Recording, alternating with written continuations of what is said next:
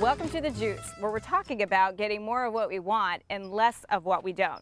Hi, I'm Jory Jardins of BlogHer, and with me today is Valerie Atkin. Valerie founded Well Street Consulting in 1990, a management consulting firm that specializes in communication, change management, teamwork, and what we're going to talk about today, managing office relationships up, down, and across. Right. Welcome to the show. Thanks. Nice to be here. Before we get started, let's take a look at what inspired this episode with this week's Trop50 Spotlight. This week's Spotlight comes from the work coach at workcoachcafe.com, who says, communicate up and down. Better to make the effort to find out what's going on and let your staff and managers in on things as much as possible. It keeps them from feeling left out and helps to show that you see them as part of your team. So Valerie, a few episodes back, we had a management consultant expert on our show who mentioned that women tend to not have the no muscle. Mm-hmm. We don't always assert ourselves. Sometimes we assert ourselves too much. So sometimes when I'm annoyed with a colleague, whoever it is, I think that, wow, if only they could change what they're doing. And I often look to see what can I do to make that change happen. Well, sort of good luck with that. Oh. There are a couple of options. The first would be that, attempt to change them. Boy, in my experience, that is just not a winning proposition. Right. The best suggestion I can make is to disable the detonator. If you think about being at least as curious about your own reaction to things as you are to others, we tend in most conflict situations to jump right to, there he goes again, she always, they never, rather than being curious about what is it in my experience or my history or my relationship with this person that's causing my trigger to trip. You know, what you said actually reminds me of a great blog post from Ronnie Ann at Work Coach Cafe. She writes, trying to fix anyone is a fool's game. Short of brainwashing, certain quasi-legal methods of behavior modification, and maybe even blackmail, there's very little you can do to change someone else's behavior if they don't want to change. Absolutely. So let's say I'm a manager and I'm delegating. What are some things to remember for a manager? You know, I think those of us that have had the opportunity to lead people look at wanting to both get the job done and get it done in a certain way. And sometimes we can overmanage and assume that our way of doing it is the right way. And really there is no such thing as the right way.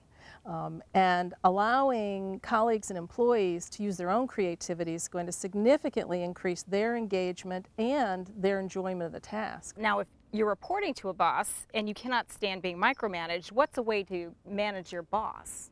One of the things that I like to say is don't be a trust buster. One of the crucial things to keep in mind is working to build a really trusting relationship. Trust is really made up of three components. The first one is integrity, and most of us think about that as just being honest. Mm-hmm. That's only the first gate into the house of trust. So we have a lot of folks that we see to be good people and honest, but we don't really trust them to get the job done. So having competence is the second element. I also, if I'm working with someone, may see them as being really high integrity, very skilled and competent, but I don't think they've got my back or my best interests at heart. So when I'm working with my boss, if I can demonstrate that I'm honest, they can trust me to do what I say I'm going to do, that I'm going to do it well, and that I have their interests in mind in addition to my own, we stand to have a lot better relationship. So you've just shared how to manage up, down, and across. What about yourself? Probably the most important element is beginning to understand how you approach the universe.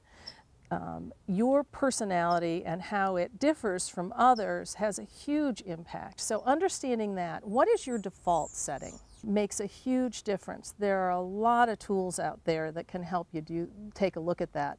My favorite is called the Enneagram. And boy, I wish I had known about it 20 years ago.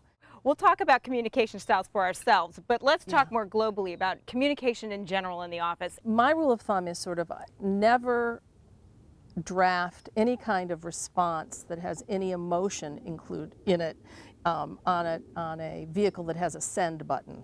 Yeah. Because we are so habituated that we've all had situations where we've launched something off only to regret it. Email's great for facts. It's not great for a heart-to-heart. No, and email is typically used for the sender, not the receiver.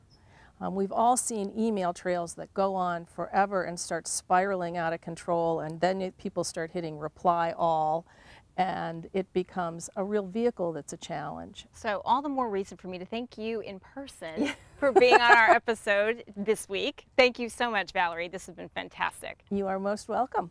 And thanks to Trop50 from Tropicana for making the juice possible.